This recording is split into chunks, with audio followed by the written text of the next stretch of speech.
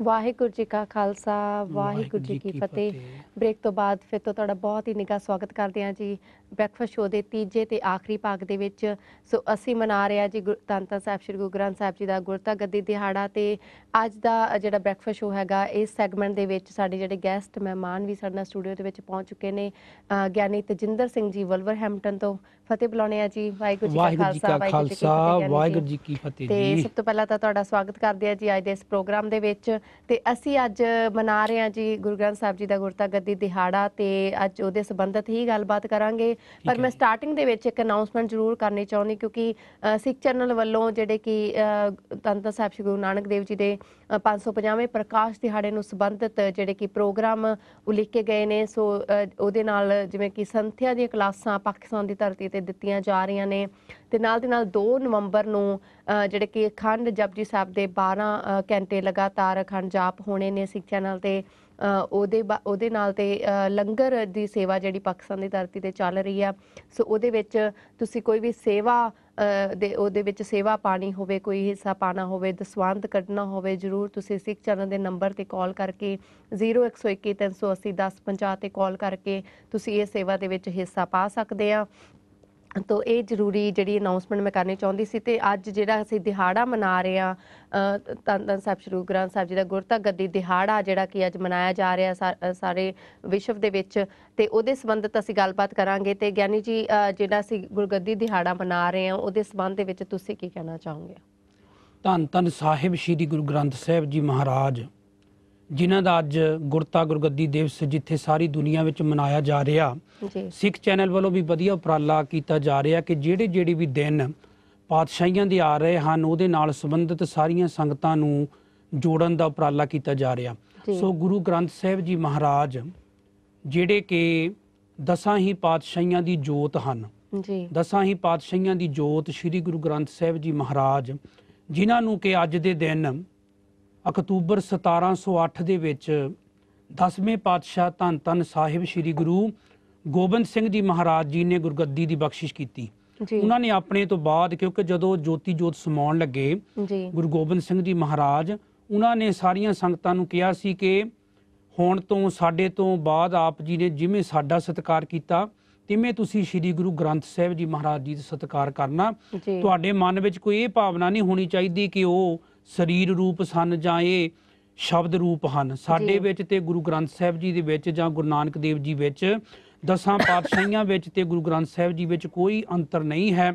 ਤੁਸੀਂ ਇਹਨਾਂ ਨੂੰ ਤਿਵੇਂ ਮੰਨਣਾ ਕਿਉਂਕਿ ਗੁਰੂ ਗੋਬਿੰਦ ਸਿੰਘ ਜੀ ਨੇ ਮੈਂ ਤੁਹਾਨੂੰ ਪੁੱਛਣਾ ਸੀਗਾ ਕਿ ਜਿਵੇਂ ਅਸੀਂ ਗੁਰੂ ਸਾਹਿਬਾਂ ਦਾ ਸਤਿਕਾਰ ਕਰਦੇ ਆ, ਜਿਵੇਂ 10 ਗੁਰੂਆਂ ਦਾ 9 ਗੁਰੂਆਂ ਦਾ ਅਸੀਂ ਸਤਿਕਾਰ ਕਰਦੇ ਆ, ਗੁਰੂ ਗ੍ਰੰਥ ਸਾਹਿਬ ਜੀ ਦਾ ਵੀ ਉਸੇ ਤਰ੍ਹਾਂ ਸਤਿਕਾਰ ਕਰਦੇ ਆ।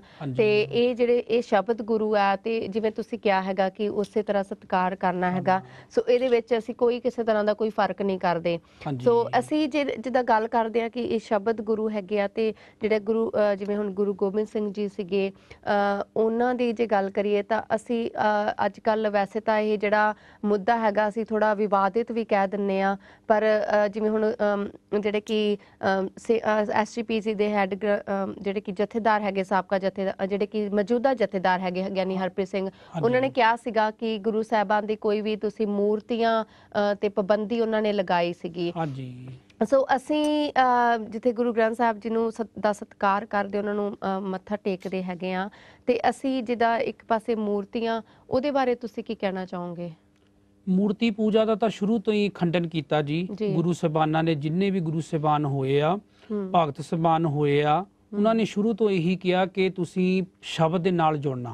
ਗੁਰੂ ਨਾਨਕ ਪਾਤਸ਼ਾਹ ਜੀ ਸ਼ੁਰੂ ਤੋਂ ਕਹਿੰਦੇ ਰਹੇ, ਜਿਤਨੀਆਂ ਦਾਸੀਆਂ ਕੀਤੀਆਂ ਉਹਨਾਂ ਨੇ ਇਹੀ ਪ੍ਰਚਾਰ ਕੀਤਾ ਕਿ ਸ਼ਬਦ ਗੁਰੂ, ਸੁਰਤ ਧੁਨ ਚੇਲਾ।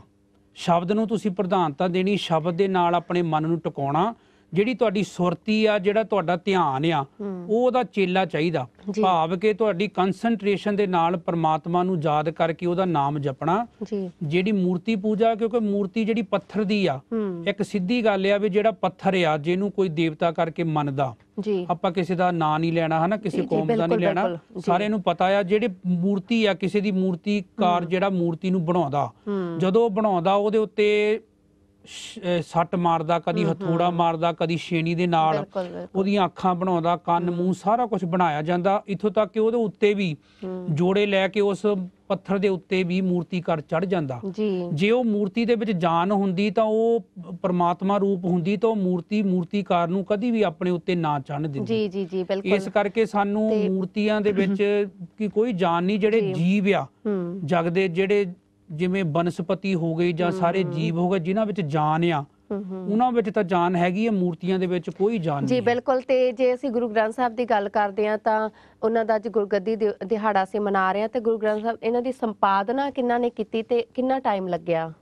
ਸਭ ਤੋਂ ਪਹਿਲਾਂ ਆਦ ਗ੍ਰੰਥ ਸਾਹਿਬ ਜੀ, ਇਹਦੀ ਸੰਪਾਦਨਾ ਪੰਜਵੇਂ ਪਾਤਸ਼ਾਹ ਸ਼ਹੀਦਾਂ ਦੇ ਸਰਤਾਜ, ਸ਼ਾਂਤੀ ਦੇ ਪੁੰਜ, ਨਿਮਰਤਾ ਦੇ ਸਾਗਰ ਸ਼੍ਰੀ ਗੁਰੂ ਅਰਜਨ ਦੇਵ ਜੀ ਮਹਾਰਾਜ ਜੀ ਨੇ ਕੀਤੀ। ਉਹਨਾਂ ਨੇ ਰਮਨ ਜੀ 1601 ਈਸਵੀ ਤੋਂ ਪ੍ਰਾਰੰਭ ਕੀਤਾ ਸ਼੍ਰੀ ਆਦ ਗ੍ਰੰਥ ਸਾਹਿਬ ਜੀ ਦੀ ਸੰਪਾਦਨਾ ਕਰਨੀ, ਭਾਵ ਲਿਖਣੇ, ਸਰੂਪ ਲਿਖਣੇ 1601 ਦੇ ਵਿੱਚ ਸ਼ੁਰੂ ਕੀਤੇ ਅਤੇ ਉਹਨਾਂ ਨੂੰ 3 ਸਾਲ ਦਾ ਸਮਾਂ ਲੱਗਾ। 1604 ਤੱਕ ਆਦ ਗ੍ਰੰਥ ਸਾਹਿਬ ਜੀ ਦੀ ਬਾਣੀ, ਜਿਹਦੇ ਵਿੱਚ ਉਹਨਾਂ ਨੇ ਪਹਿਲੇ 5 ਗੁਰੂਆਂ ਦੀ, ਭਗਤਾਂ ਦੀ, ਭੱਟਾਂ ਦੀ ਬਾਣੀ ਲਿਖੀ, ਸੰਪਾਦਨਾ ਕੀਤੀ। 1604 ਈਸਵੀ ਦੇ ਵਿੱਚ ਪਹਿਲੀ ਵਾਰ ਸ਼੍ਰੀ ਹਰਮੰਦਰ ਸਾਹਿਬ ਜੀ ਵਿਖੇ ਪ੍ਰਕਾਸ਼ ਕੀਤੇ ਗਏ ਆਦ ਸ਼੍ਰੀ ਗ੍ਰੰਥ ਸਾਹਿਬ ਜੀ ਦੇ। ਅਤੇ ਭਾਈ ਸਾਹਿਬ ਭਾਈ ਗੁਰਦਾਸ ਜੀ ਦੇ ਕੋਲੋਂ ਲਿਖਾਉਂਦੇ ਸਨ। ਗੁਰੂ ਅਰਜਨ ਦੇਵ ਜੀ ਨੇ ਆਪਣੇ ਬਚਨਾਂ ਦੇ ਨਾਲ ਬਾਣੀ ਬੋਲੀ ਜਾਣੀ, ਕੱਲਾ ਕੱਲਾ ਕੰਨਾ, ਮੁਕਤਾ, ਸਿਹਾਰੀ, ਬਿਹਾਰੀ ਸਾਰਾ ਕੁਝ ਦੱਸਣਾ। ਉਹ ਫਿਰ ਭਾਈ ਗੁਰਦਾਸ ਜੀ ਪਿਆਰ ਦੇ ਨਾਲ ਇਨ ਬਿਨ ਲਿਖਦੇ ਸਨ। ਫਿਰ ਗੁਰੂ ਅਰਜਨ ਦੇਵ ਜੀ ਨੇ ਪੂਰੀ ਦੀ ਪੂਰੀ ਬਾਣੀ ਉਹ ਚੈੱਕ ਕਰਨੀ, ਪੂਰੀ ਦੇਖਣੀ ਵੇ ਪੂਰੀ ਦੀ ਪੂਰੀ ਜਿਵੇਂ ਲਿਖਾਈ ਹੈ ਤਿਵੇਂ ਲਿਖੀ ਗਈ ਆ। ਫਿਰ ਬਾਅਦ ਵਿੱਚ ਜਿਵੇਂ ਟੈਸਟਡ ਕਰੀਦਾ, ਆਪਾਂ ਅਟੈਸਟ ਕਰੀਦਾ, ਉਹ ਸ਼ੁੱਧ ਲਿਖਦੇ ਸਨ। ਤੇ ਇਸ ਤਰੀਕੇ ਦੇ ਨਾਲ ਬਾਣੀ ਪ੍ਰੇਮ ਦੇ ਨਾਲ ਉਹਨਾਂ ਨੇ 3 ਸਾਲਾਂ ਦੇ ਵਿੱਚ ਸੰਪਾਦਨਾ ਕੀਤੀ ਸ਼੍ਰੀ ਗੁਰੂ ਅਰਜਨ ਦੇਵ ਜੀ ਮਹਾਰਾਜ ਜੀ। ਕਿੰਨੇ ਗੁਰੂਆਂ ਦੀ ਤੇ ਤੁਸੀਂ ਕਿਹਾ ਭੱਟਾਂ ਦੀ ਬਾਣੀ ਕਿੰਨਿਆਂ ਦੀ ਦਰਜ ਹੈਗੀ ਇਹਦੇ ਵਿੱਚ? ਜਿਵੇਂ ਗੁਰੂ ਅਰਜਨ ਦੇਵ ਜੀ ਮਹਾਰਾਜ ਜੀ ਨੇ ਪਹਿਲਾਂ ਸੰਪਾਦਨਾ ਕੀਤੀ, ਉਹਦੇ ਵਿੱਚ ਉਹਨਾਂ ਨੇ ਪਹਿਲੇ 5 ਗੁਰੂ ਸਾਹਿਬਾਨਾਂ ਦੀ ਬਾਣੀ ਦਰਜ ਕੀਤੀ। ਗੁਰੂ ਨਾਨਕ ਦੇਵ ਜੀ ਦੀ, ਸ਼੍ਰੀ ਗੁਰੂ ਅੰਗਦ ਦੇਵ ਜੀ ਦੀ, ਸ਼੍ਰੀ ਗੁਰੂ ਅਮਰਦਾਸ ਜੀ ਦੀ, ਸ਼੍ਰੀ ਗੁਰੂ ਰਾਮਦਾਸ ਜੀ ਦੀ ਤੇ ਆਪਣੀ ਸ਼੍ਰੀ ਗੁਰੂ ਅਰਜਨ ਦੇਵ ਜੀ ਨੇ 5 ਗੁਰੂਆਂ ਦੀ ਅਤੇ 15 ਭਗਤਾਂ ਦੀ, 11 ਭੱਟਾਂ ਦੀ ਅਤੇ 4 ਗੁਰਸਿੱਖਾਂ ਦੀ ਬਾਣੀ ਦਰਜ ਕੀਤੀ। ਉਸ ਤੋਂ ਬਾਅਦ ਵਿੱਚ ਫਿਰ ਜਦੋਂ 10ਵੇਂ ਪਾਤਸ਼ਾਹ ਜੀ ਨੇ ਦਮਦਮਾ ਸਾਹਿਬ ਜੀ ਵਿਖੇ ਬਾਣੀ ਲਿਖਾਈ, ਗੁਰਗੱਦੀ ਦੇਣ ਤੋਂ ਪਹਿਲਾਂ, ਗੁਰੂ ਗ੍ਰੰਥ ਸਾਹਿਬ ਜੀ ਨੂੰ ਗੁਰਗੱਦੀ ਦੇਣ ਤੋਂ ਪਹਿਲਾਂ ਉਹਨਾਂ ਨੇ ਆਪਣੇ ਪਿਤਾ ਜੀ 9ਵੇਂ ਪਾਤਸ਼ਾਹ ਸ਼੍ਰੀ ਗੁਰੂ ਤੇਗ ਬਹਾਦਰ ਸਾਹਿਬ ਜੀ ਦੀ ਬਾਣੀ ਵੀ ਵਿੱਚ ਦਰਜ ਕਰਾਈ। ਫਿਰ ਇਹਨੂੰ ਸੰਪੂਰਨਤਾ ਬਖਸ਼ਿਸ਼ ਕੀਤੀ ਅਤੇ ਅੱਜ ਦੇ ਦਿਨ ਅਕਤੂਬਰ 1708 ਵਿੱਚ ਫਿਰ ਗੁਰੂ ਗੋਬਿੰਦ ਸਿੰਘ ਜੀ ਨੇ ਗੁਰਗੱਦੀ ਦੀ ਬਖਸ਼ਿਸ਼ ਕੀਤੀ ਗੁਰੂ ਗ੍ਰੰਥ ਸਾਹਿਬ ਜੀ ਨੂੰ। ਸੋ ਟੋਟਲ ਹੁਣ ਇਹ 6 ਗੁਰੂ ਸਾਹਿਬਾਨਾਂ ਦੀ, 15 ਭਗਤਾਂ ਦੀ, 11 ਭੱਟਾਂ ਦੀ ਤੇ 4 ਗੁਰਸਿੱਖਾਂ ਦੀ ਬਾਣੀ ਦਰਜ ਹੈ। ਤੇ ਆਪਾਂ ਕਹਿੰਦੇ ਕਿ ਜਿਹੜੇ ਕਿ ਸਿੱਖਾਂ ਦੇ ਪਹਿਲੇ ਗੁਰੂ ਨਾਨਕ ਦੇਵ ਜੀ, ਜਿਨ੍ਹਾਂ ਦਾ ਹੁਣ ਅਸੀਂ ਪ੍ਰਕਾਸ਼ ਦਿਹਾੜਾ ਵੀ ਮਨਾਉਣ ਜਾ ਰਹੇ ਹਾਂ, ਉਹਨਾਂ ਨੇ ਵੀ ਬਾਣੀ ਲਿਖੀ ਸੀਗੀ। ਸੋ ਜਦੋਂ ਉਹ ਬਾਣੀ ਲਿਖਦੇ ਸੀਗੇ ਉਸ ਬਾਣੀ ਨੂੰ ਕੀ ਕਹਿੰਦੇ ਸੀ? ਸਭ ਤੋਂ ਪਹਿਲਾਂ ਜੀ ਜਦੋਂ ਸ਼੍ਰੀ ਗੁਰੂ ਨਾਨਕ ਦੇਵ ਜੀ ਬਾਣੀ ਪ੍ਰਾਰੰਭ ਕਰਦੇ ਸੀ, ਲਿਖਣੀ ਉਹਨਾਂ ਨੇ ਸ਼ੁਰੂ ਕੀਤੀ, ਜਦੋਂ ਵੀ ਉਹਨਾਂ ਦੇ ਮਨ ਵਿੱਚ ਟਿਕਾ ਬਣਨਾ, ਕੰਸੰਟਰੇਸ਼ਨ ਦੇ ਨਾਲ, ਇਕਾਗਰਤਾ ਦੇ ਨਾਲ ਬੈਠੇ ਹੋਣਾ ਤੇ ਉਹਨਾਂ ਦੀ ਪ੍ਰਮਾਤਮਾ ਦੇ ਨਾਲ ਇੱਕਮਿਕ ਹੋਏ ਹੋਣਾ, ਉਦੋਂ ਨੇ ਬਾਣੀ ਜ਼ਰੂਰ ਲਿਖਦੇ ਸੀ। ਤੇ ਹਰ ਵੇਲੇ ਜਿਹੜੀ ਬਾਣੀ ਲਿਖਦੇ ਸੀ ਉਹਨੂੰ ਉਹਨਾਂ ਨੇ ਪੋਥੀ ਸਾਹਿਬ ਦਾ ਨਾਮ ਦਿੱਤਾ ਪਹਿਲਾਂ। ਉਹ ਪੋਥੀ ਸਾਹਿਬ ਜੇ ਤੇ ਆਪ ਆਪਣੇ ਹੱਥਾਂ ਦੇ ਨਾਲ ਲਿਖਦੇ ਸਨ। ਗੁਰੂ ਨਾਨਕ ਦੇਵ ਜੀ ਉਹ ਪੋਥੀ ਸਾਹਿਬ ਹਰ ਵੇਲੇ ਆਪਣੇ ਕੋਲ ਰੱਖਦੇ ਸੀ। ਜਿੱਥੇ ਕਿੱਥੇ ਵੀ ਗੁਰੂ ਨਾਨਕ ਪਾਤਸ਼ਾਹ ਜੀ ਗਏ, ਜਿਤਨੀਆਂ ਵੀ ਦਾਸੀਆਂ ਕੀਤੀਆਂ, ਹਰ ਵੇਲੇ ਉਹਨਾਂ ਨੇ ਉਹ ਪੋਥੀ ਸਾਹਿਬ ਆਪਣੇ ਨਾਲ ਲਿਖੀ। ਸਾਰੀ ਦੀ ਸਾਰੀ ਬਾਣੀ ਉਹਨਾਂ ਨੇ ਆਪਣੇ ਕੋਲ ਰੱਖਦੇ ਸੀ। ਫਿਰ ਉਹਨਾਂ ਨੇ ਆਪਣੇ ਜੋਤੀ ਜੋਤ ਸਮਾਉਣ ਤੋਂ ਪਹਿਲਾਂ ਜਦੋਂ ਭਾਈ ਲਹਿਣਾ ਜੀ ਨੂੰ ਗੁਰੂ ਅੰਗਦ ਦੇਵ ਜੀ ਬਣਾ ਦਿੱਤਾ ਗੁਰੂ ਨਾਨਕ ਪਾਤਸ਼ਾਹ ਜੀ ਨੇ, ਫਿਰ ਉਹਨਾਂ ਨੇ ਸਾਰੀ ਬਾਣੀ ਉਹਨਾਂ ਦੇ ਸਪੁਰਦ ਕੀਤੀ। ਉਹਨਾਂ ਤੋਂ ਬਾਅਦ ਫਿਰ ਗੁਰੂ ਅਮਰਦਾਸ ਜੀ ਦੇ ਸਪੁਰਦ ਕੀਤੀ। ਇਸੇ ਤਰੀਕੇ ਦੇ ਨਾਲ ਉਹਨਾਂ ਨੇ ਗੁਰੂ ਰਾਮਦਾਸ ਜੀ ਨੂੰ, ਇਸ ਤਰੀਕੇ ਦੇ ਨਾਲ ਗੁਰੂ ਅਰਜਨ ਦੇਵ ਜੀ ਦੇ ਕੋਲ ਬਾਣੀ ਆਈ। ਪਰ ਗੁਰੂ ਅਰਜਨ ਦੇਵ ਜੀ ਨੂੰ ਵੀ ਉਹ ਬਾਣੀ ਸੌਖੀ ਨਹੀਂ ਪ੍ਰਾਪਤ ਹੋਈ, ਕਈ ਕੁਛ ਉਹਨਾਂ ਨੂੰ ਕਰਨਾ ਪਿਆ ਜੀ। ਤੇ ਇਹ ਜਿਹੜੇ ਜਿੱਦਾਂ ਹੁਣ ਅਸੀਂ ਕਹਿ ਦਿੰਦੇ ਨੇ ਆਦ ਗ੍ਰੰਥ ਵੀ ਕਹਿ ਦਿੰਦੇ ਆ, ਸੋ ਆਦ ਗ੍ਰੰਥ ਵੀ ਗੁਰੂ ਗ੍ਰੰਥ ਸਾਹਿਬ ਜੀ ਨੂੰ ਆਪਾਂ ਕਹਿੰਦੇ ਹੈਗੇ ਆ। ਜਦੋਂ ਇਹਨਾਂ ਦੀ ਸਥਾਪਨਾ ਹੋਈ ਸੀਗੀ 1604 ਦੇ ਵਿੱਚ, ਕਹਿੰਦੇ ਕਿ ਜਦੋਂ ਸਥਾਪਨਾ ਹੋਈ ਸੀ ਬਾਬਾ ਬੁੱਢਾ ਜੀ ਨੇ ਕੀਤੀ ਸੀਗੀ, ਤਾਂ ਉਸ ਤੋਂ ਬਾਅਦ ਵੀ ਉਹਦੇ ਵਿੱਚ ਕੋਈ ਬਾਣੀ ਦਰਜ ਹੋਈ ਆ, ਜਾਂ ਫਿਰ ਜਦੋਂ 1604 ਦੇ ਵਿੱਚ ਆਦ ਗ੍ਰੰਥ ਦੀ ਸਥਾਪਨਾ ਹੋਈ ਆ ਉਸ ਤੋਂ ਬਾਅਦ ਕੋਈ ਬਾਣੀ ਦਰਜ ਨਹੀਂ ਹੋਈ? ਹਾਂਜੀ, 1604 ਤੋਂ ਬਾਅਦ ਵਿੱਚ ਹੀ ਗੁਰੂ ਗੋਬਿੰਦ ਸਿੰਘ ਜੀ ਨੇ ਬਾਣੀ ਦਰਜ ਕੀਤੀ, ਉਹਨਾਂ ਤੋਂ ਬਿਨਾਂ ਹੋਰ ਨਹੀਂ ਕਿਸੇ ਨੇ, ਕਿਉਂਕਿ ਇਹ ਸਿਰਫ ਬਾਅਦ ਵਿੱਚ ਹੱਕ ਸੀ। ਕਿਉਂਕਿ ਜਦੋਂ ਗੁਰੂ ਅਰਜਨ ਦੇਵ ਜੀ ਨੇ ਸੰਪਾਦਨਾ ਕਰ ਦਿੱਤੀ 1604 ਵਿੱਚ ਆਦਿ ਗ੍ਰੰਥ ਸਾਹਿਬ ਜੀ ਦਾ ਪ੍ਰਕਾਸ਼ ਕਰ ਦਿੱਤਾ ਸ੍ਰੀ ਹਰਿਮੰਦਰ ਸਾਹਿਬ। ਜਿਵੇਂ ਤੁਸੀਂ ਦੱਸਿਆ ਭਾਈ ਬੁੱਢਾ ਸਾਹਿਬ ਜੀ ਬ੍ਰਹਮ ਗਿਆਨੀ ਜਿਹੜੇ ਕਿ ਪਹਿਲੇ ਹੈੱਡ ਗ੍ਰੰਥੀ ਸੀ ਸ੍ਰੀ ਹਰਿਮੰਦਰ ਸਾਹਿਬ ਜੀ ਦੇ, ਉਹਨਾਂ ਨੇ ਸਰੂਪ ਸੀਸ ਤੇ ਚੱਕਦੇ ਸੀ, ਗੁਰੂ ਅਰਜਨ ਦੇਵ ਜੀ ਚੌਰ ਕਰਦੇ ਸੀ, ਰੋਜ਼ਾਨਾ ਪ੍ਰਕਾਸ਼ ਕਰਦੇ ਸੀ ਸ੍ਰੀ ਹਰਿਮੰਦਰ ਸਾਹਿਬ। ਅਤੇ ਗੁਰੂ ਕੇ ਮਹਿਲ, ਕਿਉਂਕਿ ਜਦੋਂ ਪਹਿਲਾਂ ਕਾਲ ਤਖਤ ਸਾਹਿਬ ਨਹੀਂ ਸਨ, ਉਹ ਤੋਂ ਪਹਿਲਾਂ ਗੁਰੂ ਕੇ ਮਹਿਲ ਜਿੱਥੇ ਗੁਰੂ ਅਰਜਨ ਦੇਵ ਜੀ ਮਹਾਰਾਜ ਜੀ ਦੀ ਰਹਿائش ਸੀ, ਉੱਥੇ ਫਿਰ ਸੰਧਿਆ ਵੇਲੇ ਸ੍ਰੀ ਗੁਰੂ ਗ੍ਰੰਥ ਸਾਹਿਬ ਜੀ ਬਾਬਾ ਬੁੱਢਾ ਸਾਹਿਬ ਜੀ ਚੁੱਕ ਕੇ ਲਿਜਾਂਦੇ ਸੀ। ਗੁਰੂ ਅਰਜਨ ਦੇਵ ਜੀ ਚੌਰ ਕਰਦਿਆਂ ਨੇ ਜਾਣਾ, ਸੰਗਤਾਂ ਨੇ ਕੀਰਤਨ ਕਰਦਿਆਂ ਨੇ ਜਾਣਾ, ਤੇ ਗੁਰੂ ਕੇ ਮਹਿਲ ਗੁਰੂ ਅਰਜਨ ਦੇਵ ਜੀ ਦੀ ਰਹਿائش ਸੀ ਜਿੱਥੇ, ਉੱਥੇ ਉਹਨਾਂ ਦੇ ਸੁੱਖ ਆਸਣ ਕੀਤੇ ਜਾਂਦੇ ਸੀ। ਗੁਰੂ ਅਰਜਨ ਦੇਵ ਜੀ ਨੇ ਵਧੀਆ ਜਿਹੜੇ ਬਿਸਤਰੇ ਮੰਜੀ ਸਾਹਿਬ ਮੰਗਾਏ, ਉੱਥੇ ਗੁਰੂ ਗ੍ਰੰਥ ਸਾਹਿਬ ਜੀ ਦਾ ਰੱਖਣਾ ਸਰੂਪ, ਤੇ ਆਪ ਉਹ ਭੁੰਜੇ ਸੌਂਦੇ ਸਨ ਥੱਲੇ, ਚੱਦਰ ਵਿਛਾ ਕੇ ਸਾਰੇ ਪਰਿਵਾਰ ਨੇ ਤੇ ਸੰਗਤਾਂ ਨੇ ਥੱਲੇ ਪੈਣਾ। ਸੋ ਜਿਹੜੀ ਬਾਣੀ ਤੁਸੀਂ ਗੱਲ ਕੀਤੀ ਉਹ ਸਿਰਫ ਗੁਰੂ ਗੋਬਿੰਦ ਸਿੰਘ ਜੀ ਨੇ 1708 ਵਿੱਚ ਜੋਤੀ ਜੋਤ ਸਮਾਉਣ ਤੋਂ ਪਹਿਲਾਂ ਦਮਦਮਾ ਸਾਹਿਬ ਜੀ ਦੇ ਵਿੱਚ ਦਰਜ ਕੀਤੀ, ਸਿਰਫ ਸ੍ਰੀ ਗੁਰੂ ਤੇਗ ਬਹਾਦਰ ਸਾਹਿਬ ਜੀ ਦੀ। ਠੀਕ ਹੈ, ਓਕੇ। ਤੇ ਕਿੰਨੇ ਅਸੀਂ ਕਹਿੰਦੇ ਹੁੰਦੇ ਕਿ ਬਾਣੀ ਰਾਗਾਂ ਦੇ ਵਿੱਚ ਹੈਗੀ ਆ, ਸੋ ਜ਼ਿਆਦਾਤਰ ਜਿਵੇਂ ਅਸੀਂ ਹੁਣ ਗੱਲ ਕਰਦੇ ਆ ਮਿਊਜ਼ਿਕ ਦੀ, ਰਾਗਾਂ ਦੀ ਗੱਲ ਕਰਦੇ ਹੈਗੇ ਆ, ਕੀਰਤਨ ਹੁੰਦਾ ਹੈਗਾ, ਸੋ ਕੀਰਤਨ ਕਹਿੰਦੇ ਕਿ ਕਲਯੁਗ ਮੈਂ ਕੀਰਤਨ ਪ੍ਰਧਾਨਾ, ਸੋ ਰਾਗਾਂ ਦੇ ਵਿੱਚ ਜਿਹੜੀ ਬਾਣੀ ਨੂੰ ਕੀਰਤਨ ਦੇ ਰਾਹੀਂ ਉਹ ਸਾਰੇ ਸੰਗਤਾਂ ਸੁਣਦੀਆਂ ਹੈਗੀਆਂ। ਤੇ ਕਿੰਨੇ ਰਾਗਾਂ ਦੇ ਵਿੱਚ ਜਿਹੜੀ ਬਾਣੀ ਦਰਜ ਹੈਗੀ ਆ ਗੁਰੂ ਗ੍ਰੰਥ ਸਾਹਿਬ ਦੇ ਵਿੱਚ? ਸ੍ਰੀ ਗੁਰੂ ਗ੍ਰੰਥ ਸਾਹਿਬ ਜੀ ਵਿੱਚ ਰਮਨ ਜੀ 31 ਰਾਗਾਂ ਦੇ ਵਿੱਚ ਬਾਣੀ ਆ ਜੀ। 31 ਰਾਗਾਂ ਦੇ ਵਿੱਚ ਗੁਰੂ ਸਾਹਿਬਾਨਾਂ ਨੇ ਬਾਣੀ ਰਚੀ ਆ। ਤੇ ਜਦੋਂ ਵੀ ਆਪਾਂ ਭਾਵੇਂ ਹੁਕਮਨਾਮਾ ਲਈਏ, ਭਾਵੇਂ ਆਪਾਂ ਬਾਣੀ ਸਰਵਣ ਕਰਦੇ ਆ, ਤੁਸੀਂ ਚੈਨਲ ਤੇ ਅਖੰਡ ਪਾਠ ਸਾਹਿਬ ਜੀ ਦਿਖਾਉਂਦੇ ਆ, ਸਹਿਜ ਪਾਠ ਦੀ ਵੀ ਬਾਣੀ ਤੁਸੀਂ ਸਾਰੀਆਂ ਸੰਗਤਾਂ ਤੱਕ ਪਹੁੰਚਾਉਂਦੇ ਹੋ। ਉਹਦੇ ਵਿੱਚ ਵੀ ਕੋਈ ਵੀ ਸ਼ਬਦ ਸ਼ੁਰੂ ਆਉਂਦਾ ਪਹਿਲਾਂ ਰਾਗ ਆਉਂਦਾ, ਰਾਗ ਟੋਡੀ ਮਹੱਲਾ ਪੰਜਵਾਂ, ਰਾਗ ਆਸਾ ਮਹੱਲਾ ਪੰਜਵਾਂ, ਰਾਗ ਜੈਤਸਰੀ ਮਹੱਲਾ ਪਹਿਲਾ, ਤਿਵੇਂ ਰਾਗ ਆਉਂਦੇ। 31 ਕੁਲ ਰਾਗ ਹਨ। ਜਦ ਗੁਰੂ ਸਾਹਿਬਾਨਾਂ ਨੇ ਸ਼ਬਦ ਸ਼ੁਰੂ ਹੋਣ ਤੋਂ ਪਹਿਲਾਂ ਰਾਗ ਦਿੱਤਾ, ਉਹਨਾਂ ਦਾ ਮਤਲਬ ਇਹੀ ਸੀ ਕਿ ਸਾਰੀਆਂ ਸੰਗਤਾਂ ਰਾਗਾਂ ਦੇ ਵਿੱਚ ਇਸ ਬਾਣੀ ਨੂੰ ਪੜ੍ਹਨ। ਪਰ ਅੱਜ ਕੱਲ੍ਹ ਕੀ ਹੋ ਗਿਆ ਕਿ ਆਪਾਂ ਕਈ ਜਣੇ ਸਿੱਧੀਆਂ ਸਿੱਧੀਆਂ ਟੂਨਾਂ ਤੇ ਪੜ੍ਹਦੇ ਰਹਿੰਦੇ ਆ। ਸੋ ਮੇਰੀ ਵੀ ਸਾਰੀ ਰਾਗੀ ਸਾਹਿਬਾਨਾਂ ਨੂੰ ਵੀ ਬੇਨਤੀ ਆ ਕਿ ਆਪਾਂ ਜਦ ਗੁਰੂ ਸਾਹਿਬਾਨਾਂ ਨੇ ਰਾਗਾਂ ਵਿੱਚ ਬਾਣੀ ਰਚੀ ਆ, ਭਾਵੇਂ ਆਪਾਂ ਇੱਕ ਸ਼ਬਦ 5 ਮਿੰਟ ਦਾ ਪੜ੍ਹੀਏ, ਭਾਵੇਂ ਕੋਈ ਸ਼ਲੋਕ ਪੜ੍ਹੀਏ ਰਾਗ ਵਿੱਚ, ਸਾਨੂੰ ਕੋਸ਼ਿਸ਼ ਕਰਨੀ ਚਾਹੀਦੀ ਕਿ ਪਹਿਲਾਂ ਜੇਕਰ ਆਪਾਂ ਘੰਟੇ ਦਾ ਕੀਰਤਨ ਕਰਨਾ, ਘੱਟੋ ਘੱਟ 5 ਮਿੰਟ ਆਪਾਂ ਰਾਗ ਦੇ ਵਿੱਚ ਬਾਣੀ ਜ਼ਰੂਰ ਪੜ੍ਹਨ ਦੀ ਕਿਰਪਾਲਤਾ ਕਰੀਏ। ਕਈਆਂ ਦੇ ਕੋਲ ਸੌਖਾ ਬਹਾਨਾ ਹੁੰਦਾ ਕਿ ਸੰਗਤਾਂ ਸੁਣਦੀਆਂ ਨਹੀਂ ਰਾਗ, ਕਿ ਇਸ ਕਰਕੇ ਨਹੀਂ ਪੜ੍ਹਦੇ, ਪਰ ਕਈਆਂ ਨੂੰ ਆਪ ਨਹੀਂ ਰਾਗ ਕੱਢਦੇ ਤੇ ਉਹ ਆਪਾਂ ਸੌਖਾ ਜਿਹਾ ਬਹਾਨਾ ਬਣਾ ਲੈਂਦੇ। ਪਰ ਚਾਹੀਦਾ ਇਹ ਹੈ ਕਿ ਗੁਰੂ ਸਾਹਿਬਾਨਾਂ ਨੇ ਰਾਗਾਂ ਵਿੱਚ ਬਾਣੀ ਜੇਕਰ ਲਿਖੀ ਹੈ ਤਾਂ ਆਪਾਂ ਰਾਗਾਂ ਵਿੱਚ ਪੜ੍ਹੀਏ, ਉਹਨਾਂ 31 ਰਾਗਾਂ ਨੂੰ ਜ਼ਰੂਰ ਸਾਰੀਆਂ ਸੰਗਤਾਂ ਦੇ ਰੂਬਰੂ ਕਰੀਏ ਤਾਂ ਕਿ ਸੰਗਤਾਂ ਵੀ ਰਾਗਾਂ ਦੇ ਨਾਲ ਤੇ ਬਾਣੀ ਨਾਲ ਵੀ ਜੁੜ ਸਕਣ। ਜੀ ਬਿਲਕੁਲ, ਤੁਸੀਂ ਗੱਲ ਕੀਤੀ ਹੈ ਕਿ ਜਿਵੇਂ ਹੁਣ ਕਈ ਕਹਿ ਦਿੰਦੇ ਆ ਕਿ ਸੰਗਤਾਂ ਰਾਗਾਂ ਦੇ ਵਿੱਚ ਨਹੀਂ ਸੁਣਦੀਆਂ ਹੈਗੀਆਂ ਜਾਂ ਉਹਨਾਂ ਨੂੰ ਸਮਝਦੀਆਂ ਨਹੀਂ ਹੈਗੀਆਂ, ਤੇ ਇਹ ਕਿਵੇਂ ਅਸੀਂ ਸਮਝਾ ਸਕਦੇ ਆ? ਜਿਵੇਂ ਹੁਣ ਕਈ ਸੰਥਿਆ ਲੈਂਦੇ ਹੈਗੇ ਆ, ਗੁਰਬਾਣੀ ਦੀ ਸੰਥਿਆ ਲੈਂਦੇ ਹੈਗੇ ਆ, ਜਿਵੇਂ ਸਿੱਖ ਚੈਨਲ ਵੱਲੋਂ ਵੀ ਅਸੀਂ ਸੰਥਿਆ ਦੀ ਕਲਾਸਾਂ ਦੀ ਆਰੰਭਤਾ ਕੀਤੀ ਹੈਗੀ ਆ। ਕੀ ਸੰਥਿਆ ਦੇ ਵਿੱਚ ਅਸੀਂ ਰਾਗਾਂ ਬਾਰੇ ਦੱਸ ਸਕਦੇ ਆ ਜਾਂ ਫਿਰ ਇਹਦੀਆਂ ਕੋਈ ਵੱਖਰੀਆਂ ਕਲਾਸਾਂ ਲੱਗਦੀਆਂ ਹੈਗੀਆਂ ਰਾਗਾਂ ਦੇ ਵਿੱਚ, ਜਿਹੜੇ ਕਿ ਅਸੀਂ ਬੱਚਿਆਂ ਨੂੰ ਸਮਝਾ ਸਕਦੇ ਆ ਕਿ 31 ਰਾਗ ਇਹ ਨੇ, ਤੇ ਜਾਂ ਬੱਚੇ ਕਿਵੇਂ ਸਿੱਖਣਗੇ ਇਹਨਾਂ ਰਾਗਾਂ ਦੇ ਬਾਰੇ? ਹਾਂਜੀ, ਪਹਿਲੀ ਗੱਲ ਤਾਂ ਸੰਥਿਆ ਦੇ ਵਿੱਚ ਵੀ ਥੋੜਾ ਤਾਂ ਆਪਾਂ ਪੂਰੇ ਤੌਰ ਤੇ ਤਾਂ ਨਹੀਂ ਸਮਝਾਇਆ ਸਕਦਾ, ਪਰ ਸੰਥਿਆ ਦੇ ਵਿੱਚ ਤੁਸੀਂ ਥਿਓਰੈਟੀਕਲੀ ਥਿਊਰੀ ਦੇ ਤੌਰ ਤੇ ਸਮਝਾ ਸਕਦੇ ਆ ਕਿ ਰਾਗਾਂ ਦੇ ਵਿੱਚ ਗੁਰੂ ਸਾਹਿਬਾਨਾਂ ਨੇ ਬਾਣੀ ਦਰਜ ਕੀਤੀ ਆ। ਇੰਨੇ ਰਾਗ ਹੁੰਦੇ ਆ, ਸ੍ਰੀ ਰਾਗ ਪਹਿਲਾ ਰਾਗ ਆ, ਜੈਜਾਵੰਤੀ ਆਖਰੀ ਰਾਗ ਆ ਗੁਰੂ ਗ੍ਰੰਥ ਸਾਹਿਬ ਜੀ ਦੇ ਵਿੱਚ। ਆਹ ਵਾਲੇ 31 ਰਾਗ ਆ, ਉਹਨਾਂ ਨੂੰ 31 ਰਾਗਾਂ ਦੀ ਲਿਸਟ ਦੇ ਸਕਦੇ ਆ। ਜਿਹੜੇ ਫਿਰ ਸਿੱਖਣਾ ਚਾਹੁੰਦੇ ਆ ਉਹਨਾਂ ਵਾਸਤੇ ਵੱਖਰੀਆਂ ਕੀਰਤਨ ਕਲਾਸਾਂ ਲਾਉਣੀਆਂ ਪੈਣਗੀਆਂ। ਸੋ ਮਤਲਬ ਜਿਹੜੇ ਕੀਰਤਨ ਸਿੱਖਦੇ ਹੈਗੇ ਆ ਉਹਨਾਂ ਨੂੰ ਰਾਗਾਂ ਦੀ ਜਾਣਕਾਰੀ ਹੋਣੀ ਜ਼ਰੂਰੀ ਹੈਗੀ ਆ। ਜਿਹੜੇ ਸੰਥਿਆ ਲੈਂਦੇ ਹੈਗੇ ਆ ਉਹਦੇ ਵਿੱਚ ਕੋਈ ਰਾਗਾਂ ਦਾ ਅਜਿਹਾ ਨਹੀਂ ਹੁੰਦਾ ਕਿ ਰਾਗ ਸਿੱਖਣੇ ਨਹੀਂ, ਪਰ ਦੱਸ ਸਕਦੇ ਆ ਉਹਨਾਂ ਨੂੰ, ਉਹ ਦੱਸਣਾ ਚਾਹੀਦਾ। ਉਹ ਜਦੋਂ ਸੰਥਿਆ ਦਿੰਦੇ ਆ, ਸੰਥਿਆ ਦੇਣ ਵਾਲੇ ਸਿੰਘ ਦੱਸਦੇ ਆ ਬਈ 31 ਰਾਗ ਆ, ਪਹਿਲਾਂ ਰਾਗ ਆ, ਰਾਗ ਨੂੰ ਪ੍ਰਧਾਨਤਾ ਦਿੱਤੀ ਗਈ ਆ। ਜਦ ਗੁਰੂ ਸਾਹਿਬਾਨਾਂ ਨੇ ਰਾਗ ਲਿਖੇ ਆ, ਤੁਹਾਨੂੰ ਪਤਾ ਹੋਣਾ ਚਾਹੀਦਾ ਵੀ 31 ਰਾਗ ਆ ਵਾਲੇ ਆ, ਪਹਿਲਾ ਰਾਗ ਆ, ਆਖਰੀ ਰਾਗ ਆ।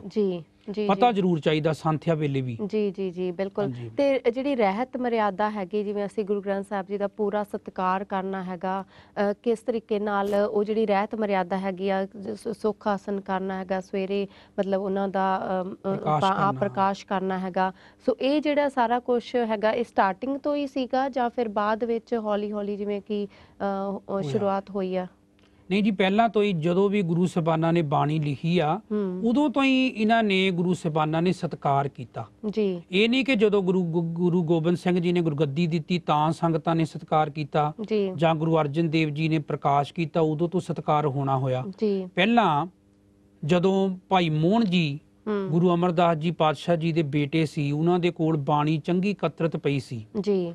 ਉਹਨਾਂ ਦੇ ਕੋਲ ਬਾਣੀ ਚੰਗੀ ਪਈ ਸੀ ਤੇ ਗੁਰੂ ਅਰਜਨ ਦੇਵ ਜੀ ਨੇ ਭਾਈ ਗੁਰਦਾਸ ਜੀ ਨੂੰ ਉਹਨਾਂ ਦੇ ਕੋਲ ਭੇਜਿਆ ਕਿ ਤੁਸੀਂ ਉਹਨਾਂ ਦੇ ਕੋਲੋਂ ਸਤਿਕਾਰ ਦੇ ਨਾਲ ਜਾ ਕੇ ਬਾਣੀ ਲੈ ਕੇ ਆਓ, ਫਿਰ ਆਪਾਂ ਆਦਿ ਗ੍ਰੰਥ ਸਾਹਿਬ ਜੀ ਦੀ ਸੰਪਾਦਨਾ ਕਰਨੀ ਆ।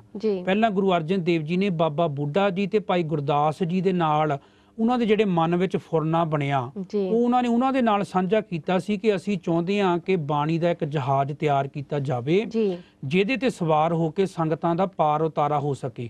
ਭਾਵ ਕਿ ਜਿਹੜੇ ਬਾਣੀ ਪੜ੍ਹਨਗੇ ਉਹ ਇੱਕ ਬਾਣੀ ਦੇ ਜਹਾਜ਼ ਵਿੱਚ ਸਵਾਰ ਹੋ ਕੇ ਸੰਸਾਰ ਰੂਪੀ ਭਵਜਲ ਨੂੰ ਪਾਰ ਕਰ ਸਕਣ। ਉਹਨਾਂ ਨੇ ਫਿਰ ਭਾਈ ਗੁਰਦਾਸ ਜੀ ਨੂੰ ਭੇਜਿਆ ਭਾਈ ਮੋਹਨ ਜੀ ਦੇ ਕੋਲ। ਜਦੋਂ ਗਏ ਤੇ ਭਾਈ ਮੋਹਨ ਜੀ ਨੇ ਇਨਕਾਰ ਕਰ ਦਿੱਤਾ ਕਿ ਨਹੀਂ, ਅਸੀਂ ਆਪਣੇ ਕੋਲ ਹੀ ਇਹ ਬਾਣੀ ਰੱਖਣੀ ਆ ਜਿਹੜੇ ਗੁਰੂਆਂ ਦੀ। ਅੱਛਾ, ਭਾਈ ਮੋਹਨ ਸਿੰਘ, ਭਾਈ ਮੋਹਨ ਜੀ, ਹਾਂਜੀ ਜੀ, ਉਹਨਾਂ ਦੇ ਕੋਲੇ ਪਹਿਲਾਂ ਸਾਰੀ ਬਾਣੀ ਸੀ, ਬਾਣੀ ਪਈ ਸੀ, ਜਿਹੜੇ ਤੀਸਰੇ ਪਾਤਸ਼ਾਹ ਜੀ ਦੇ ਸੁਪੁੱਤਰ ਸੀ। ਫਿਰ ਉਹਨਾਂ ਨੇ ਭਾਈ ਗੁਰਦਾਸ ਜੀ ਨੂੰ ਇਨਕਾਰ ਕਰ ਦਿੱਤਾ। ਫਿਰ ਬ੍ਰਹਮ ਗਿਆਨੀ ਧੰਨ ਧੰਨ ਬਾਬਾ ਬੁੱਢਾ ਸਾਹਿਬ ਜੀ ਨੂੰ ਭੇਜਿਆ ਗੁਰੂ ਅਰਜਨ ਦੇਵ ਜੀ ਨੇ, ਉਹਨਾਂ ਨੂੰ ਵੀ ਭਾਈ ਮੋਹਨ ਜੀ ਨੇ ਇਨਕਾਰ ਕਰ ਦਿੱਤਾ। ਫਿਰ ਗੁਰੂ ਅਰਜਨ ਦੇਵ ਜੀ ਆਪ ਗਏ, ਆਪ ਉਹਨਾਂ ਨੇ ਜਾ ਕੇ, ਬਾਬਾ ਮੋਹਨ ਜੀ ਚਵਾਰੇ ਵਿੱਚ ਸੀ, ਉਹਨਾਂ ਨੂੰ ਪਤਾ ਸੀ ਕਿ ਉਹਨਾਂ ਨੇ ਬਾਣੀ ਲੈਣ ਗੁਰੂ ਅਰਜਨ ਦੇਵ ਜੀ ਵੀ ਆ ਸਕਦੇ ਆ। ਗੁਰੂ ਅਰਜਨ ਦੇਵ ਜੀ ਨੇ ਉੱਥੇ ਪੌੜੀਆਂ ਦੇ ਕੋਲ ਬੈਠ ਕੇ ਤੰਬੂਰਾ ਵਜਾ ਕੇ ਉਹਨਾਂ ਨੇ ਰਾਗਾਂ ਦੇ ਵਿੱਚ ਬਾਣੀ ਪੜ੍ਹਨੀ ਸ਼ੁਰੂ ਕੀਤੀ ਆਪ। ਜਿਵੇਂ ਜਿਹੜੀ ਉਹਨਾਂ ਨੇ ਬਾਣੀ ਆਪ ਲਿਖੀ ਸੀ, ਉਹਨਾਂ ਨੇ ਆਪਣੇ ਸ਼ਬਦ ਐਸੇ ਮਨ ਕਰਕੇ ਤੰਬੂਰੇ ਦੇ ਨਾਲ ਪੜ੍ਹੇ ਕਿ ਬਾਬਾ ਮੋਹਨ ਜੀ ਆਪ ਪੌੜੀਆਂ ਚੜ੍ਹ ਕੇ ਉਤਰ ਕੇ ਆਏ। ਉਹਨਾਂ ਨੇ ਆਪਣੀ ਖਿਮਾ ਮੰਗੀ ਤੇ ਸਾਰੀ ਬਾਣੀ ਉਹਨਾਂ ਨੇ ਗੁਰੂ ਅਰਜਨ ਦੇਵ ਜੀ ਨੂੰ ਦਿੱਤੀ।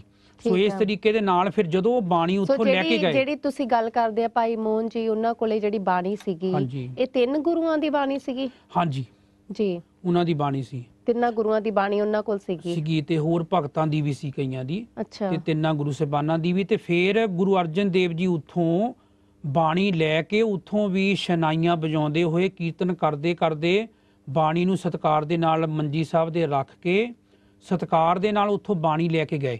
ਪਹਿਲਾਂ ਗੁਰੂ ਅੰਗਦ ਦੇਵ ਜੀ ਦਾ ਜਿਹੜਾ ਪਾਵਨ ਸਥਾਨ ਆ ਖਡੂਰ ਸਾਹਿਬ, ਪਹਿਲਾਂ ਉੱਥੇ ਬਾਣੀ ਲੈ ਕੇ ਪਹੁੰਚੇ। ਫਿਰ ਖਡੂਰ ਸਾਹਿਬ ਤੋਂ ਸ੍ਰੀ ਹਰਮੰਦਰ ਸਾਹਿਬ ਜੀ ਵਿਖੇ ਸਤਿਕਾਰ ਦੇ ਨਾਲ ਸੰਗਤਾਂ ਨਾਲ ਜੁੜਦੀਆਂ ਗਈਆਂ, ਕੀਰਤਨ ਕਰਦੀਆਂ ਸਤਿਕਾਰ ਦੇ ਨਾਲ ਲੈ ਕੇ ਹਰਮੰਦਰ ਸਾਹਿਬ ਨਗਰ ਕੀਰਤਨ ਵਾਂਗੂ ਉਹ ਲੈ ਕੇ ਗਏ, ਜਿਵੇਂ ਹੁਣ ਅੱਜ ਕੱਲ ਨਗਰ ਸ਼ੋਭਾ ਯਾਤਰਾ ਕੱਢੀ। ਹਾਂਜੀ, ਸੋ ਜਿਵੇਂ ਅੱਜ ਕੱਲ ਨਗਰ ਕੀਰਤਨ ਅਸੀਂ ਕੱਢਦੇ ਹੈਗੇ ਆ। ਸੋ ਇਹ ਜਿਹੜਾ ਤੁਸੀਂ ਦੱਸਿਆ ਕਿ ਖਡੂਰ ਸਾਹਿਬ ਲੈ ਕੇ ਗਏ, ਕਿੱਥੋਂ ਲੈ ਕੇ ਗਏ ਸੀ ਭਾਈ ਮੋਹਨ ਸਿੰਘ? ਭਾਈ ਮੋਹਨ ਜੀ ਸੀਗੇ ਗੋਇੰਦਵਾਲ ਸਾਹਿਬ ਤੋਂ ਖਡੂਰ ਸਾਹਿਬ ਲੈ ਕੇ ਗਏ। ਫਿਰ ਖਡੂਰ ਸਾਹਿਬ ਜੀ ਤੋਂ ਸ੍ਰੀ ਹਰਮੰਦਰ ਸਾਹਿਬ ਲੈ ਕੇ ਗਏ। ਫਿਰ ਉਹਨਾਂ ਨੇ ਉਸ ਤੋਂ ਬਾਅਦ ਵਿੱਚ ਸਤਿਕਾਰ ਦੇ ਨਾਲ ਬਾਣੀ ਰੱਖੀ ਤੇ ਆਪ ਬਾਣੀ ਲਿਖਾਉਣੀ ਹੋਰ ਸ਼ੁਰੂ ਕੀਤੀ। ਉਹ ਸਾਰੀ ਦੀ ਸਾਰੀ ਤਰਤੀਬ ਦੇ ਨਾਲ, ਪੂਰੇ ਤਤਕਰੇ ਦੇ ਨਾਲ ਗੁਰੂ ਅਰਜਨ ਦੇਵ ਜੀ ਨੇ ਸਾਰੀ ਦੀ ਸਾਰੀ ਬਾਣੀ ਭਾਈ ਗੁਰਦਾਸ ਜੀ ਦੇ ਕੋਲੋਂ ਲਿਖਾਈ ਜੀ। ਠੀਕ ਹੈ। ਸੋ ਉਸ ਤੋਂ ਬਾਅਦ ਜਦੋਂ ਉਹ ਉੱਥੋਂ ਲੈ ਕੇ ਆਇਆ ਨਗਰ ਕੀਰਤਨ ਵਾਂਗੂ, ਜਿਹੜਾ ਤੁਸੀਂ ਸ਼ੋਭਾ ਯਾਤਰਾ ਵੀ ਕਹਿੰਦੇ ਹੈਗੇ ਆ, ਉੱਥੇ ਲਿਆ ਕੇ ਉਹਨਾਂ ਨੇ ਬਾਣੀ ਜਿਹੜੀ ਉਹ ਭਾਈ ਗੁਰਦਾਸ ਜੀ ਤੋਂ ਲਿਖਾਈ। ਤੇ ਕਿੰਨੇ ਗੁਰੂਆਂ ਦੀ ਬਾਣੀ ਉਹਨਾਂ ਨੇ ਲਿਖਾਈ ਸੀ? 5 ਗੁਰੂਆਂ? ਹਾਂਜੀ, ਉਹਨਾਂ ਨੇ ਪਹਿਲੇ 5 ਗੁਰੂ ਸਾਹਿਬਾਨਾਂ ਦੀ ਤੇ ਚੌਥੇ ਪਾਤਸ਼ਾਹ ਜੀ ਦੀ ਵੀ ਇਕੱਤਰਿਤ ਕੀਤੀ। ਪਹਿਲੇ 5 ਗੁਰੂ ਸਾਹਿਬਾਨਾਂ ਦੀ, 15 ਭਗਤਾਂ ਦੀ, 11 ਭੱਟਾਂ ਦੀ, 4 ਗੁਰਸਿੱਖਾਂ ਦੀ ਬਾਣੀ ਉਹਨਾਂ ਨੇ ਪੂਰੀ ਦਰਜ ਕਰਕੇ ਸੰਪਾਦਨਾ ਕੀਤੀ ਆਦਿ ਗ੍ਰੰਥ ਸਾਹਿਬ ਜੀ ਦੀ। ਤੇ ਪਹਿਲੀ ਵਾਰ 1604 ਵਿੱਚ ਸ਼੍ਰੀ ਹਰਮੰਦਰ ਸਾਹਿਬ ਜੀ ਵਿਖੇ ਉਹਦੇ ਪ੍ਰਕਾਸ਼ ਕਰਵਾਏ ਜੀ। ਤੇ ਕਿੰਨੇ ਅੰਗ ਅਸੀਂ ਕਹਿ ਸਕਦੇ ਹਾਂ ਕਿ ਉਦੋਂ ਜਿਹੜੇ ਕਿ ਆਦਿ ਗ੍ਰੰਥ ਦੇ ਸੀਗੇ, ਤਾਂ ਉਸ ਤੋਂ ਬਾਅਦ ਗੁਰੂ ਗ੍ਰੰਥ ਸਾਹਿਬ ਜੀ ਦੇ, ਫਿਰ ਉਸ ਤੋਂ ਬਾਅਦ ਕਿੰਨੇ ਜੋੜੇ ਗਏ ਉਹਦੇ ਵਿੱਚ ਜਦੋਂ ਗੁਰੂ ਗੋਬਿੰਦ ਸਿੰਘ ਜੀ ਨੇ? ਪਹਿਲਾਂ ਤਾਂ ਜੀ ਬਹੁਤ ਵੱਡੇ ਸਰੂਪ ਸੀ, ਕਿਉਂਕਿ ਉਹ ਹੱਥੀਂ ਲਿਖੇ ਗਏ ਸੀ ਜੀ। ਹੱਥੀਂ ਬਾਣੀ ਲਿਖਣੀ ਆ, ਉਹ ਬਹੁਤ ਹੀ ਬਰੀਕ ਵੀ ਨਹੀਂ ਲਿਖ ਸਕਦੇ। ਉਹ ਗੁਰੂ ਅਰਜਨ ਦੇਵ ਜੀ ਨੇ ਗੁਰੂ ਭਾਈ ਗੁਰਦਾਸ ਜੀ ਤੋਂ ਮੋਟੇ ਅੱਖਰਾਂ ਦੇ ਵਿੱਚ ਬਾਣੀ ਦਰਜ ਕਰਾਈ ਸੀ। ਉਹ ਲਗਭਗ 1948 ਅੰਗ ਉਹਦੇ ਸੀਗੇ ਲਗਭਗ, ਕਿਉਂਕਿ ਵੱਡੇ ਵੱਡੇ ਪੱਤਰੇ ਸੀ, ਵੱਡਾ ਕਾਗਜ਼ ਮੰਗਾ ਕੇ ਉਹਨਾਂ ਨੇ ਪੂਰਾ ਮੋਟੇ ਅੱਖਰਾਂ ਦੇ ਵਿੱਚ ਬਾਣੀ ਦਰਜ ਕਰਵਾਈ। ਜਿਹਦੇ ਹੁਣ ਸਰੂਪ, ਉਹ ਜਿਹੜੇ ਪਹਿਲੇ ਸਰੂਪ ਉਹ ਕਰਤਾਰਪੁਰ ਸਾਹਿਬ ਹੁਣ ਵੀ ਪਏ ਆ। ਤੇ ਜਿਹੜੇ ਹੁਣ ਅੱਜ ਕੱਲ ਤਾਂ ਪ੍ਰਿੰਟਿੰਗ ਪ੍ਰੈਸ ਤੋਂ ਬਾਣੀ ਛਪ ਜਾਂਦੀ ਆ, ਤੁਸੀਂ ਵੱਡੇ ਆਕਾਰ 'ਚ ਵੀ ਸਰੂਪ ਲੈ ਸਕਦੇ, ਮੀਡੀਅਮ ਵੀ ਲੈ ਸਕਦੇ ਆ, ਛੋਟੇ ਸਰੂਪ ਵੀ ਮਿਲ ਜਾਂਦੇ ਆ। ਪਰ ਪਹਿਲਾਂ ਬਹੁਤ ਕਾਗਜ਼ ਜ਼ਿਆਦਾ ਯੂਜ਼ ਕਰਕੇ 1948 ਲਗਭਗ ਅੰਗ ਸੀਗੇ ਆਦਿ ਗ੍ਰੰਥ ਸਾਹਿਬ ਜੀ ਦੇ। ਹੁਣ 1430 ਅੰਗ ਆ ਜੀ। ਸੋ ਮਤਲਬ ਓਰੀਜਨਲ ਜਿਹੜੇ ਸੀਗੇ ਉਹ ਇਸ ਟਾਈਮ ਹੁਣ ਕਰਤਾਰਪੁਰ ਸਾਹਿਬ ਜਾ ਕੇ ਦਰਸ਼ਨ ਜਿਹੜੇ ਕਿ ਆਪਾਂ ਕਰ ਸਕਦੇ ਆ ਨਾ, ਜਿਹੜੇ ਕਿ ਸਟਾਰਟਿੰਗ 'ਚ ਜਿਹੜੇ ਉਹਨਾਂ ਨੇ ਹੱਥਾਂ ਦੇ ਨਾਲ ਬਾਣੀ ਜਿਹੜੀ ਸਾਰੀ ਲਿਖਾਈ ਸੀਗੀ, ਤੇ ਅੱਜ ਕੱਲ ਜਿਹੜੇ ਹੁਣ ਪ੍ਰਿੰਟਿੰਗ ਪ੍ਰੈਸ ਦੇ ਨਾਲ ਜਿਹੜੇ ਤੁਸੀਂ ਦੱਸਿਆ ਹੈਗਾ ਕਿ ਜਿਹੜੇ ਕਿ ਗੁਰੂ ਗ੍ਰੰਥ ਸਾਹਿਬ ਦੇ ਸਰੂਪ ਜਿਹੜੇ ਕਿ ਤਿਆਰ ਕੀਤੇ ਜਾਂਦੇ ਹੈਗੇ ਆ, ਜਿਹੜੇ ਕਿ ਅਸੀਂ ਗੁਰਦੁਆਰਾ ਸਾਹਿਬ ਦੇ ਵਿੱਚ ਬਿਰਾਜਮਾਨ ਹੁੰਦੇ ਹੈਗੇ ਆ। ਸੋ ਇਹਦੇ ਬਾਰੇ ਹੋਰ ਤੁਸੀਂ ਕੀ ਦੱਸਣਾ ਚਾਹੋਗੇ? ਮੇਰੀ ਤਾਂ ਇਹੀ ਸਾਰੀਆਂ ਸੰਗਤਾਂ ਨੂੰ ਬੇਨਤੀ ਹੈ ਕਿ ਅਸੀਂ ਜਿਹੜਾ ਗੁਰੂ ਗੋਬਿੰਦ ਸਿੰਘ ਜੀ ਨੇ ਅੱਜ ਦੇ ਦਿਨ ਹੁਕਮ ਕੀਤਾ ਜੀ, ਉਹਨਾਂ ਨੇ ਬਹੁਤ, ਆਪਾਂ ਦੋਹਰਾ ਵੀ ਪੜ੍ਹਦੇ ਆਂ, ਅਰਦਾਸ ਕਰਦੇ ਆਂ, ਉਸ ਤੋਂ ਬਾਅਦ ਦੋਹਰਾ ਪੜ੍ਹਦੇ ਆਂ, ਸਾਰੇ ਜਣੇ ਪੜ੍ਹਦੇ ਵੀ ਰਹਿੰਦੇ ਆ, ਪਰ ਗੱਲ ਇਹ ਆ ਕਿ ਉਸ ਦੋਹਰੇ ਨੂੰ ਮਨ ਵਿੱਚ ਵਸਾ ਲਈਏ ਜੀ। ਬਹੁਤ ਸੌਖੀਆਂ ਪੰਕਤੀਆਂ, ਆਗਿਆ ਭਈ ਅਕਾਲ ਕੀ ਤਬੇ ਚਲਾਇਓ ਪੰਥ, ਸਭ ਸਿੱਖਣ ਕੋ ਹੁਕਮ ਹੈ ਗੁਰੂ ਮਾਨਿਓ ਗ੍ਰੰਥ। ਗੁਰੂ ਗੋਬਿੰਦ ਸਿੰਘ ਜੀ ਨੇ ਸਾਰੇ ਪੰਥ ਨੂੰ, ਸਾਰੀਆਂ ਸੰਗਤਾਂ ਨੂੰ ਆਗਿਆ ਕੀਤੀ ਕਿ ਤੁਸੀਂ ਗੁਰੂ ਗ੍ਰੰਥ ਸਾਹਿਬ ਜੀ ਨੂੰ ਅੱਜ ਤੋਂ ਮੰਨਣਾ ਜੀ, ਗੁਰੂ ਕਰਕੇ ਇਹਨਾਂ ਨੂੰ ਮੰਨਣਾ। ਸਾਜੇ ਵਿੱਚ ਜਾਂ ਗੁਰੂ ਗ੍ਰੰਥ ਸਾਹਿਬ ਜੀ ਵਿੱਚ ਕੋਈ ਭਿੰਨ ਭੇਦ ਨਹੀਂ ਹੈ ਜੀ। ਗੁਰੂ ਗ੍ਰੰਥ ਜੀ ਮਾਨਿਓ, ਕਿੱਦਾਂ ਮੰਨਣਾ ਗੁਰੂ ਗ੍ਰੰਥ ਜੀ ਨੂੰ? ਪ੍ਰਗਟ ਗੁਰਾਂ ਕੀ ਦੇ, ਤੁਸੀਂ ਇਦਾਂ ਮੰਨਣਾ ਕਿ ਸਾਡੇ ਸਾਹਮਣੇ ਗੁਰੂ ਨਾਨਕ ਪਾਤਸ਼ਾਹ ਜੀ ਬੈਠੇ ਆ, ਗੁਰੂ ਗੋਬਿੰਦ ਸਿੰਘ ਜੀ ਬੈਠੇ ਆ। ਕਿਉਂਕਿ ਅੱਜ ਕੱਲ ਵੀ ਆਪਾਂ ਜਾਣਦੇ ਆ ਗੁਰੂ ਗ੍ਰੰਥ ਸਾਹਿਬ ਜੀ ਦੇ ਕੋਈ ਤੁਸੀਂ ਆਨੰਦ ਕਾਰਜ ਦੇਖ ਲਓ ਗੁਰੂ ਘਰ ਵਿੱਚ ਜਾਂ ਕੋਈ ਹੋਰ ਪ੍ਰੋਗਰਾਮ, ਜਦੋਂ ਆਨੰਦ ਕਾਰਜ ਹੋਇਆ ਸਾਰੇ ਜਣੇ ਉੱਠ ਕੇ ਇੱਕ ਦੂਜੇ ਨੂੰ ਮਹਾਰਾਜ ਵਾਲਾ ਪਿੱਠ ਕਰਕੇ ਵਧਾਈਆਂ ਦੇਣ ਲੱਗ ਪੈਂਦੇ ਆ। ਗੁਰੂ ਗ੍ਰੰਥ ਸਾਹਿਬ ਜੀ ਦਾ ਸਤਿਕਾਰ ਆਪਾਂ ਕਿਉਂ ਨਹੀਂ ਕਰਦੇ? ਕਿਉਂਕਿ ਆਪਾਂ ਇਹ ਨਹੀਂ ਮੰਨਦੇ ਕਿ ਪ੍ਰਤੱਖ ਰੂਪ ਆ। ਹਾਂਜੀ, ਇਹ ਜਿੱਦਾਂ ਗੁਰੂ ਨਾਨਕ ਦੇਵ ਜੀ ਆ, ਇਹੀ ਆਪਾਂ ਜੇ ਮੰਨਾਂਗੇ ਕਿ ਸਾਡੇ ਸਾਹਮਣੇ ਗੁਰੂ ਨਾਨਕ ਦੇਵ ਜੀ ਬੈਠੇ ਆ। ਜਿਹਨੇ ਰਮਨ ਜੀ ਗੁਰੂ ਨਾਨਕ ਦੇਵ ਜੀ ਦੇ ਦਰਸ਼ਨ ਕਰਨੇ ਹੋ, ਗੁਰੂ ਗ੍ਰੰਥ ਸਾਹਿਬ ਜੀ ਵਿੱਚੋਂ ਕਰੇ, ਬਾਣੀ ਪੜ੍ਹੇ, ਗੁਰੂ ਗ੍ਰੰਥ ਜੀ ਮਾਨਿਓ ਪ੍ਰਗਟ ਗੁਰਾਂ ਕੀ ਦੇ, ਜੋ ਪ੍ਰਭ ਕੋ ਮਿਲਬੋ ਚਾਹੈ, ਜਿਹੜਾ ਪ੍ਰਮਾਤਮਾ ਨੂੰ ਮਿਲਣਾ ਚਾਹੁੰਦਾ, ਖੋਜ ਸ਼ਬਦ ਮੈਂ ਲੈ, ਉਹ ਸ਼ਬਦ ਦੀ ਖੋਜ ਕਰੇ। ਇਹਦੇ ਵਰਡ ਮੀਨਿੰਗ ਧਿਆਨ ਦੇ ਨਾਲ ਸਮਝੋ, ਵਰਡ ਮੀਨਿੰਗ ਨੂੰ ਸਮਝ ਕੇ ਆਪਣੇ ਜੀਵਨ ਵਿੱਚ ਅਪਣਾਓ ਜੀ। ਤੇ ਅਸੀਂ ਬੱਚਿਆਂ ਨੂੰ, ਜਿਹੜੇ ਸਾਡੇ ਛੋਟੇ ਛੋਟੇ ਬੱਚੇ, ਜਿਵੇਂ ਹੁਣ ਸਕੂਲਾਂ ਦੇ ਵਿੱਚ ਵੀ ਛੁੱਟੀਆਂ ਨੇ ਤੇ ਬੱਚੇ ਵੀ ਸ਼ਾਇਦ ਪ੍ਰੋਗਰਾਮ ਦੇਖ ਰਹੇ ਹੋਣਗੇ, ਸਾਡੀਆਂ ਜਿਹੜੀਆਂ ਆਂਟੀਆਂ ਬੀਬੀਆਂ ਭੈਣਾਂ ਦੇਖ ਰਹੀਆਂ ਹੋਣੀਆਂ, ਤੇ ਬੱਚਿਆਂ ਨੂੰ ਕਿਵੇਂ ਅਸੀਂ ਗੁਰੂ ਸ਼ਬਦ ਦੇ ਨਾਲ ਜੋੜੀਏ, ਉਹਨਾਂ ਨੂੰ ਕਿਵੇਂ ਅਸੀਂ ਸਮਝਾਈਏ ਕਿ ਸਾਡਾ ਜਿਹੜਾ ਗੁਰੂ ਹੈਗਾ, ਇਹ ਸ਼ਬਦ ਗੁਰੂ ਹੈਗਾ, ਇਹਨਾਂ ਦਾ ਤੁਸੀਂ ਐਵੇਂ ਸਤਿਕਾਰ ਕਰਨਾ ਹੈਗਾ, ਉਹਨਾਂ ਨੂੰ ਕਿਸ ਤਰੀਕੇ ਨਾਲ ਸਮਝਾ ਸਕਦੇ? ਪਹਿਲੀ ਗੱਲ ਤਾਂ ਇਹ ਹੈ ਕਿ ਬੱਚਿਆਂ ਨੂੰ ਵੀ ਆਪਾਂ ਸਤ ਸੰਗਤ ਦੇ ਵਿੱਚ ਭੇਜੀਏ, ਉਹਨਾਂ ਨੂੰ ਵੀ ਇੱਕ ਟਾਈਮ ਤਾਂ ਗੁਰੂ ਘਰ ਲੈ ਕੇ ਜਾਈਏ, ਚਾਹੇ ਉਹਨਾਂ ਨੂੰ ਸਕੂਲ ਜਾਣ ਤੋਂ ਪਹਿਲਾਂ ਅੱਧਾ ਘੰਟਾ ਪਹਿਲਾਂ ਉਹਨਾਂ ਨੂੰ ਤਿਆਰ ਕਰੀਏ, ਤਾਂ ਕਿ ਉਹਨਾਂ ਨੂੰ ਲਿਜਾ ਕੇ ਆਪਾਂ ਗੁਰੂ ਘਰ ਉਹਨਾਂ ਦਾ, ਗੁਰੂ ਗ੍ਰੰਥ ਸਾਹਿਬ ਜੀ ਨੂੰ ਨਮਸਕਾਰ ਵੀ ਕਰਾ ਸਕੀਏ। ਪਹਿਲਾਂ ਤਾਂ ਉਹਨਾਂ ਨੂੰ ਇਹੀ ਪਤਾ ਲੱਗੇ ਕਿ ਸਾਡਾ ਗੁਰੂ ਇੱਥੇ ਆ, ਭਾਵੇਂ ਕਿਤੇ ਵੀ ਗੁਰੂ ਗ੍ਰੰਥ ਸਾਹਿਬ ਜੀ ਦੇ ਪ੍ਰਕਾਸ਼ ਆ, ਜੇ ਕਿਸੇ ਦੇ ਘਰ ਵਿੱਚ ਆ ਤਾਂ ਉਹਨਾਂ ਨੂੰ ਆਪਣੇ ਘਰੇ ਹੀ ਗੁਰੂ ਗ੍ਰੰਥ ਸਾਹਿਬ ਜੀ ਦੇ ਸਾਹਮਣੇ ਨਮਸਕਾਰ ਜ਼ਰੂਰ ਕਰਾਓ ਜੀ। ਦੂਜੀ ਗੱਲ, ਉਹਨਾਂ ਨੂੰ ਇੰਗਲਿਸ਼ ਦੇ ਵਿੱਚ ਵੀ, ਸਾਰੀਆਂ ਭਾਸ਼ਾਵਾਂ ਵਿੱਚ ਗੁਰੂ ਗ੍ਰੰਥ ਸਾਹਿਬ ਜੀ ਨੈਟ ਦੇ ਉੱਪਰ ਤੁਸੀਂ ਵਰਡ ਮੀਨਿੰਗ ਦੇਖ ਸਕਦੇ, ਚਾਹੇ ਤੁਸੀਂ ਸਪੈਨਿਸ਼ ਭਾਸ਼ਾ 'ਚ ਦੇਖ ਲਓ, ਹਿੰਦੀ ਵਿੱਚ ਦੇਖ ਲਓ, ਉਰਦੂ 'ਚ ਦੇਖ ਲਓ। ਜੇ ਬੱਚੇ ਇੰਗਲਿਸ਼ ਜਾਣਦੇ ਆ, ਉਹ ਇੰਗਲਿਸ਼ ਦੇ ਵਿੱਚ ਉਹਨਾਂ ਨੂੰ ਗੁਰੂ ਘਰਾਂ ਵਿੱਚ ਜਾ ਕੇ, ਅਸੀਂ ਵੀ ਆਪਣੇ ਗੁਰੂ ਘਰ ਗੁਰੂ ਨਾਨਕ ਸਿੰਘ ਸਭਾ ਗੁਰਦੁਆਰਾ ਡੱਡਲੀ ਵੀ ਗੁਟਕਾ ਸਾਹਿਬ ਜਿਹੜੇ ਆ, ਸੁਖਮਨੀ ਸਾਹਿਬ ਜੀ ਦੇ ਵੀ ਤੇ ਨਿਤਨੇਮ ਦੇ ਵੀ ਇੰਗਲਿਸ਼ ਵਿੱਚ ਤੇ ਪੰਜਾਬੀ 'ਚ ਦੋਨੇ ਰੱਖੇ ਆ, ਤਾਂ ਕਿ ਬੱਚਿਆਂ ਨੂੰ, ਜੇਕਰ ਬੱਚੇ ਉੱਥੇ ਆਉਂਦੇ, ਅਸੀਂ ਬੱਚਿਆਂ ਨੂੰ ਆਪ ਕਹੀਦਾ ਕਿ ਤੁਸੀਂ ਆ ਲਓ ਨਿਤਨੇਮ ਦਾ ਗੁਟਕਾ ਲੈ ਕੇ ਜਾਓ, ਬਾਣੀ ਪੜ੍ਹੋ, ਇਹਦੇ ਵਰਡ ਮੀਨਿੰਗ ਦੇਖੋ। ਜੇ ਉਹ ਵਰਡ ਮੀਨਿੰਗ ਦੇਖਣਗੇ ਤਾਂ ਬਾਣੀ ਉਹਨਾਂ ਦੇ ਮਨ ਵਿੱਚ ਘਰ ਕਰੂਗੀ, ਹੌਲੀ ਹੌਲੀ ਉਹਨਾਂ ਤੇ ਕਿਰਪਾ ਹੋਣੀ ਆ। ਠੀਕ ਹੈ ਜੀ ਗਿਆਨੀ ਜੀ, ਬਹੁਤ ਧੰਨਵਾਦ ਤੁਹਾਡਾ, ਬਹੁਤ ਵਧੀਆ ਤੁਸੀਂ ਜਾਣਕਾਰੀ ਸਾਂਝੀ ਕੀਤੀ ਹੈਗੀ ਆ ਸਾਡੇ ਦਰਸ਼ਕਾਂ ਦੇ ਨਾਲ।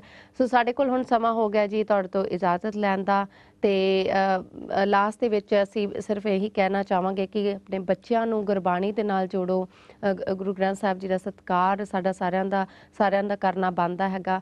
ਗੁਰੂ ਸਾਹਿਬ ਜੀ ਦਾ ਗੁਰਤਾ ਗੱਦੀ ਦਿਹਾੜਾ ਅੱਜ ਅਸੀਂ ਮਨਾ ਰਹੇ ਹੈਗੇ ਆ, ਤੇ ਬੱਚਿਆਂ ਨੂੰ ਜ਼ਰੂਰ ਦੱਸਿਆ ਕਰੋ ਦਿਹਾੜਿਆਂ ਬਾਰੇ। ਤੇ ਇਹਨਾਂ ਕਹਿੰਦੇ ਹੋਏ ਅੱਜ ਦੇ ਪ੍ਰੋਗਰਾਮ ਤੋਂ ਅਸੀਂ ਲੈਂਦੇ ਆ ਤੁਹਾਡੇ ਤੋਂ ਇਜਾਜ਼ਤ। ਲਾਈਵ ਪ੍ਰੋਗਰਾਮ ਕਰਦੇ ਹੋਏ ਕੋਈ ਵੀ ਗਲਤੀ ਹੋ ਗਈ ਹੋਵੇ ਤਾਂ ਮਾਫ ਕਰਨਾ। ਫਤਿਹ ਬੁਲਾਉਂਦੇ ਆ ਜੀ। ਵਾਹਿਗੁਰੂ ਜੀ ਕਾ ਖਾਲਸਾ, ਵਾਹਿਗੁਰੂ ਜੀ ਕੀ ਫਤਿਹ।